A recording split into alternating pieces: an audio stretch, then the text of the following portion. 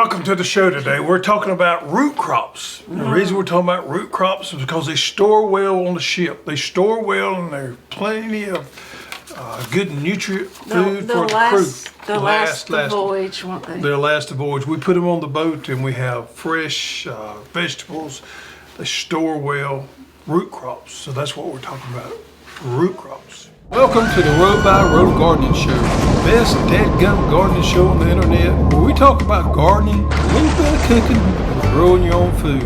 Now sit back and enjoy. I like them because they're sweeter, especially sweeter. in the wintertime after they get that first little frost. Root crops is the thing we love to grow in the fall. Yeah. I'm transitioning from pirate back to hoss now. Okay. If you're ever getting a tight and you need an eye patch, Mama Hoss can make you one out of some baling twine and some plastic right there, or cardboard. Cardboard. Some black cardboard. Cardboard paper. Some baling twine, make you a good eye patch there. All right, so what is your, before we get into it, you can pick only one favorite root vegetable that you grow. Carrots. Okay. What's yours? Man, it's tough. I'm gonna go with beets. Beets. And I know it's out. Yeah, okay. When you're choosing them, tough. you need to choose ones that your family will eat. Yeah, and also think about preserving them and things like that. Yeah. How do you want to keep them? Yeah. But don't just grow them to be growing them, which they all are pretty. And fun to grow. And fun easy to grow. Yeah. Speaking of that, looks right here. I went and pulled these out of one of your raised beds. This is the French breakfast radish here, and you grew them with the seed tape. Mm-hmm. And these things are less than 30 days old. What would you say, 20 days? I planted them on 10-3. 10-3, so they're about 25 days old, right? And look at there. I've been snacking off of them a little bit. Absolutely wonderful thing to snack on. I did. Wash. To harvest in the garden and walk over there and wash them off. And why haven't we been eating them on our salads? I don't know. We should be. And for some reason, they're milder than what I remember them being. Mm-hmm. We don't grow radishes in the wintertime, so we don't get any enjoyment in the summertime. And this is which variety? Breakfast, French breakfast. I have a little kick on the end. Not bad though. Not bad at all. We have been eating salads every night. It's that time of year. A great snack, and you wouldn't even need to cut them up. A great snack and radish. You can eat the leaves too. You can? Mm-hmm. Put the leaves in the salad. All right. So what we did today, folks, is we went through and picked out our favorite root vegetables in some different categories there, and we're going to talk about them. Fall is the ideal time to plant them, especially here in the South.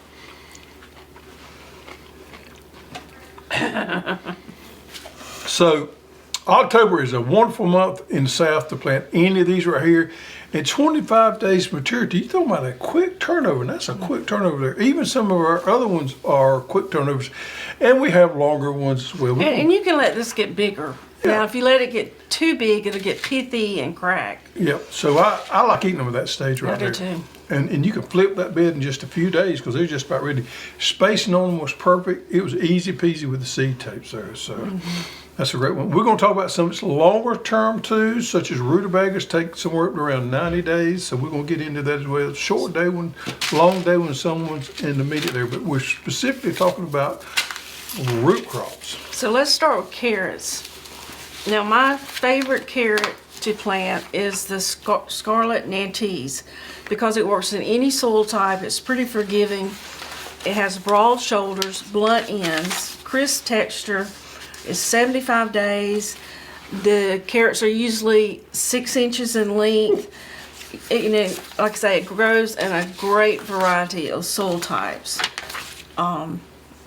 Now carrots is hardy. They'll grow in sandy, loamy soil. Loamy soil. Loam soil. Loamy soil. Loamy. Loamy soil.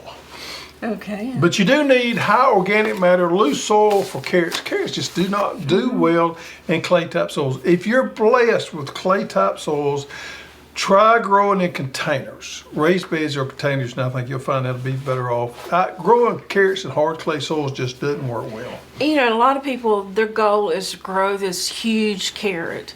And for bragging rights, but really the smaller ones have a sweeter taste. Yep. And you may be thinking of baby carrots that you buy in the grocery store. Baby carrots are actually not baby carrots. They're machined down.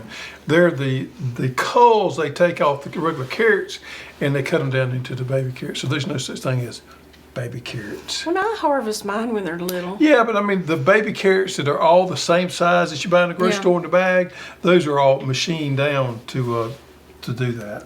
They need full to partial sun and loose and sandy soil. What's and your moisture. They need a lot of moisture when they germinate. Some people will take the board or the cardboard effect and put on them and kind of I've never mulch done them it down for a few days. I don't think that's good. I've never done it either, but I've seen it done.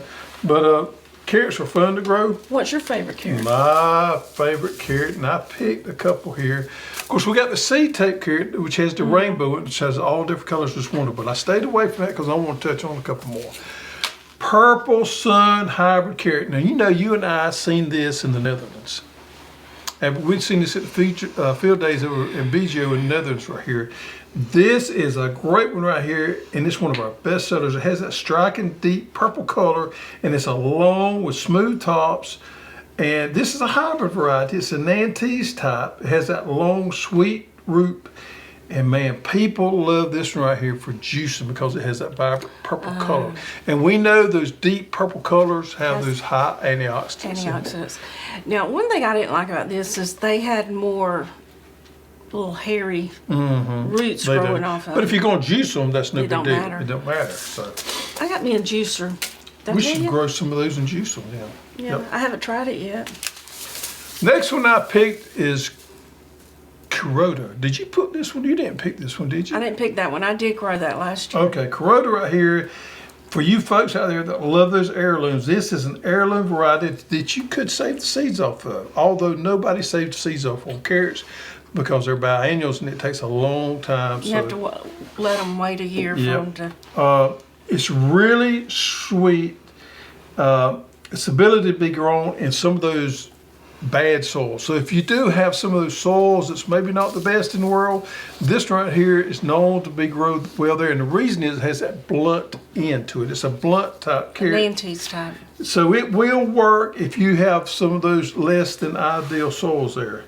85 days to maturity here, and it's a good all around. I like it because it has that blocky. It doesn't have the Bugs Bunny point on there. It has more of that blocky point there. So that's the reason I picked that one right there. And I do believe that's an All-American selection winner as well. All right, so let's move into radishes, and I'm on the one we just ate, French breakfast radish. This is also in our seed tape. We still have the seed loose as well. I dare say this is probably the most popular radish out there. Now, it doesn't make, as you've seen a while ago, it doesn't make that round type radish. It makes more of the longer type cylindrical shape. And in 3 weeks, you can have radishes. 25 days to maturity, you can have them. So it is an heirloom variety right there. Flavor is milder, as we just noticed a while ago, than a traditional radish. So if you don't like that real spicy traditional radish, this one is one of the mildest ones right here. And this would be good for anybody that want to do one of those trays where you just dip them in the ranch. Be ideal for that right there. Okay. Easy peasy. And if, you know, I'll tell you something else. If you've got children that want a garden, want to start growing something, this is the ideal one to start with here because it's so easy to grow and it's quick. Yeah, they won't get impatient having to wait so long. That would be good for a school garden. Great for a school garden. Yep, it sure would. So the radish I picked that I'm growing is the watermelon radish. It has a milder flavor, creamy white exterior, bright pink interior. And it has a crisp flavor, and it's also less spicy. It loves that watermelon name, and that watermelon inside just lends itself to being a favorite. And most radishes, this is 50 days. But a little bit longer. A little bit longer, but you can pick them early after about a month. So. Yep, 91% germination there, so that's a good one. Just keep an eye on them because they mature fast. All right. What other one do you have? I got Roxanne. Roxanne. Roxanne is a newer, let me find my notes here. Roxanne is a newer one for us. We've just had Roxanne for a year or so. Here it is.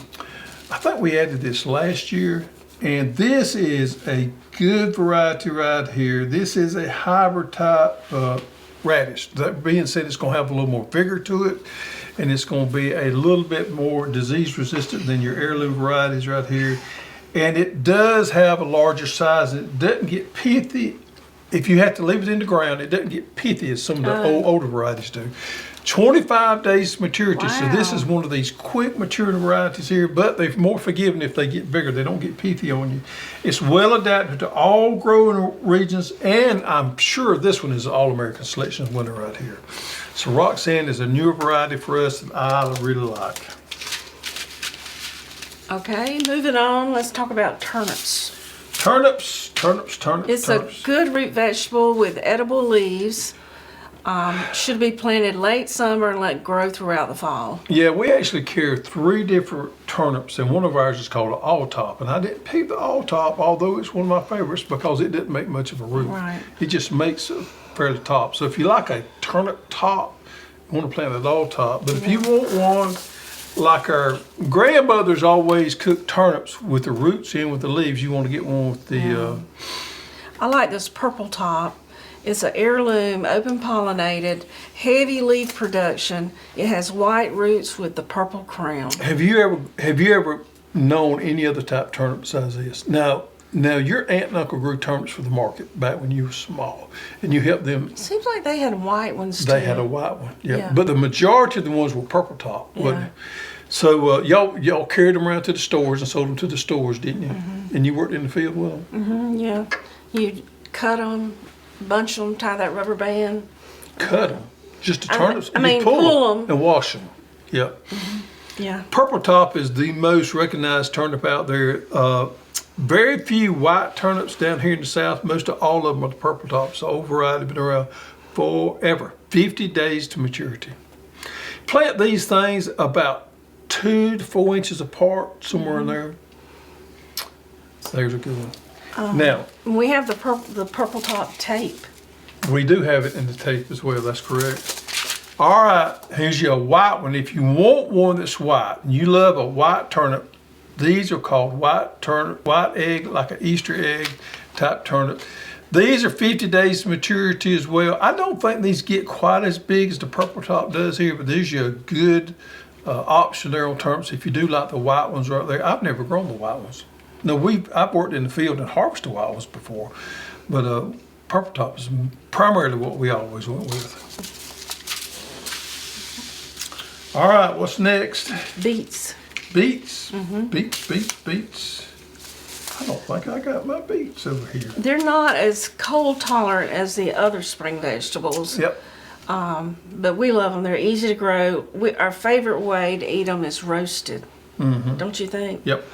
Now, I like these Touchstone Gold.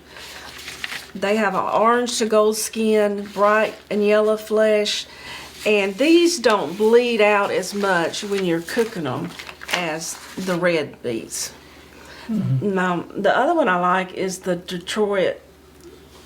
Dark red beet. Yeah, I've got some of those planted That too. is probably the favorite one. I got some planted. They as taste well. a little more earthy, and I like to ferment those. I should have brought our fermented beets so you could taste. All right, my seed pack walked away on me, but I'm gonna go over it. We're gonna shoot it up on the screen right here. Merlin.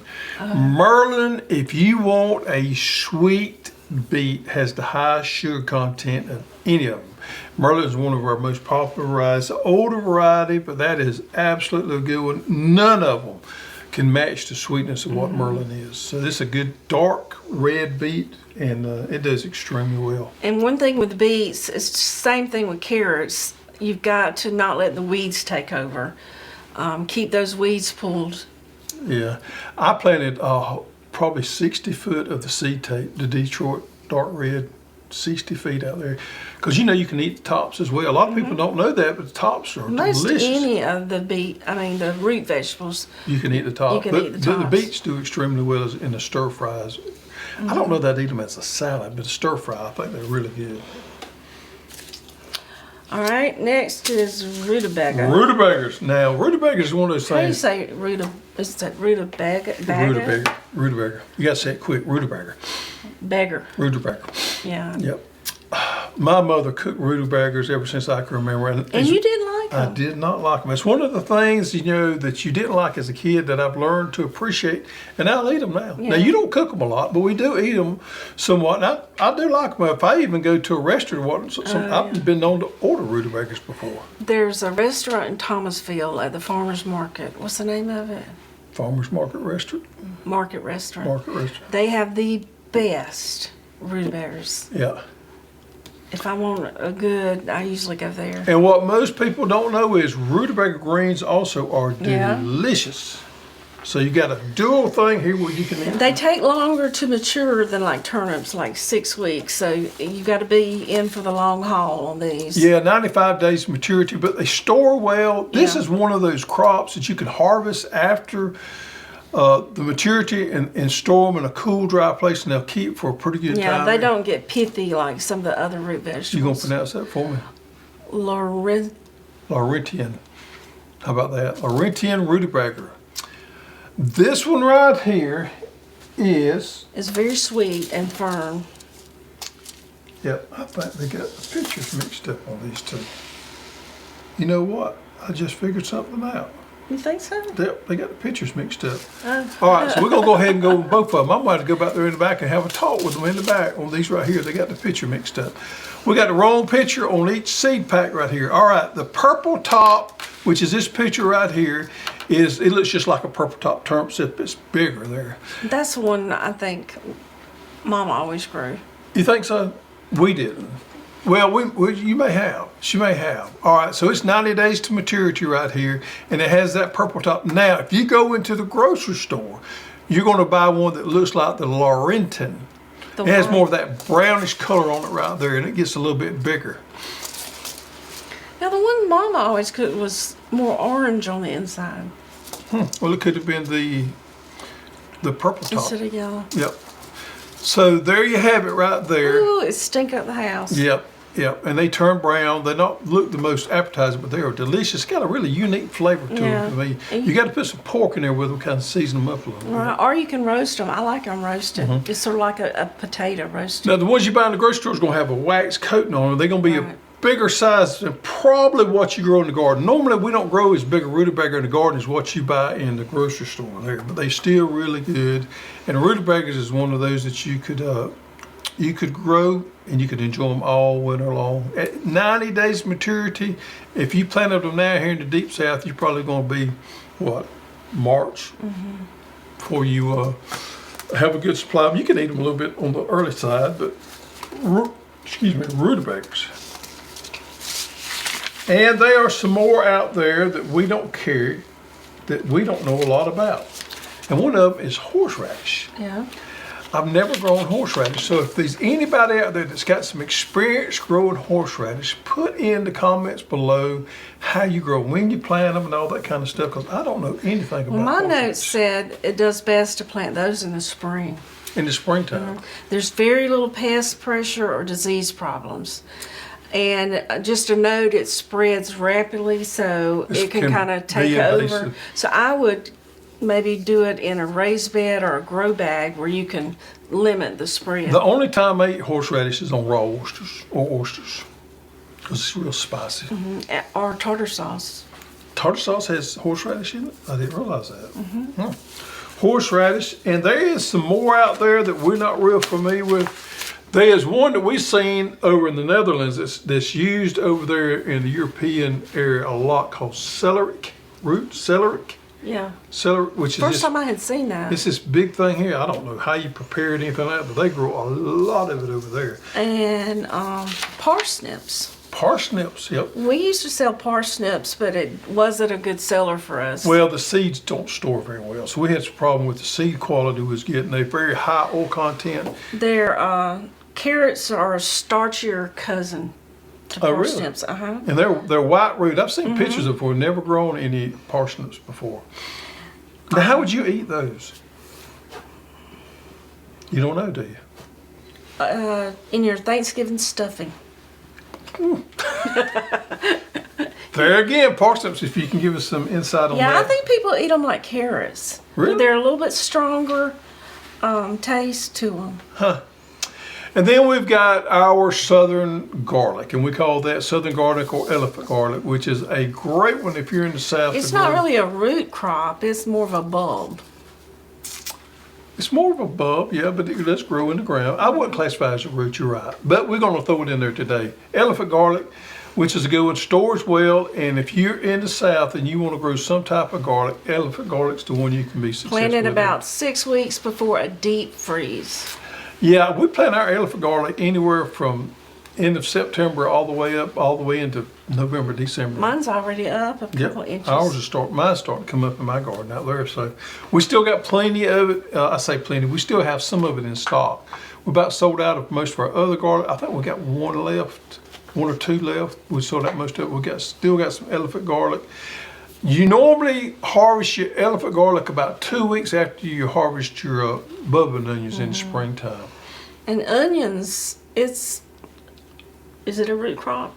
I would say so. It's more of falls under the bulb category. Yeah, I would say bulb category. Onions are looking good. We're going to have onions the middle of November, which will be here before you know it.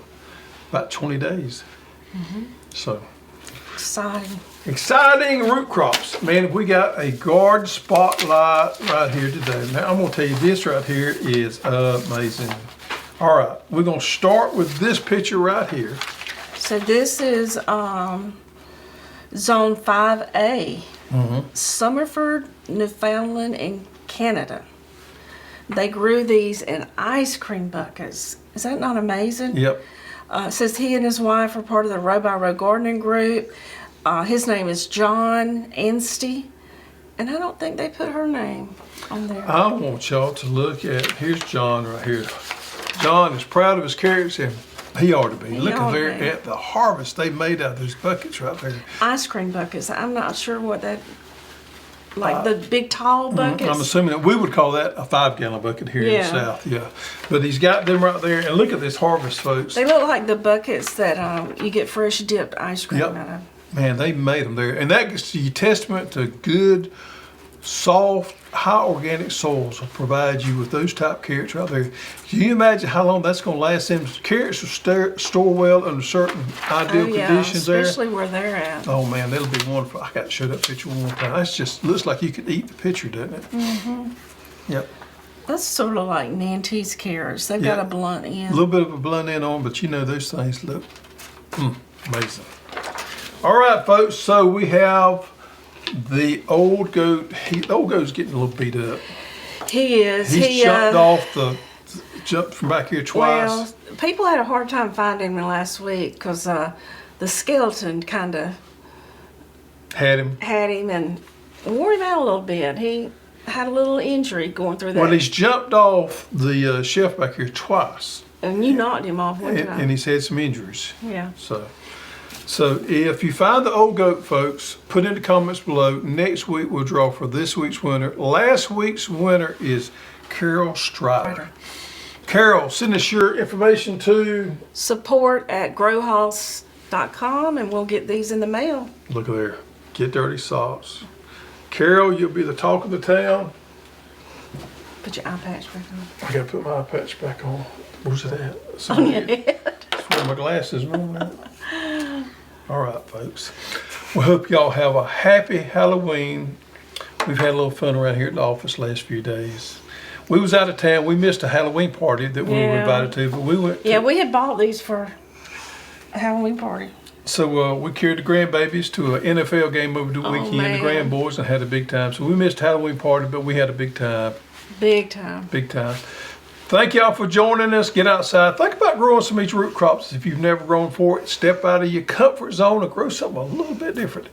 Beets, radishes, carrots, all kinds of things. Turnips, rutabagas. Thank you for joining us. Now get outside and get those hands dirty. Arr.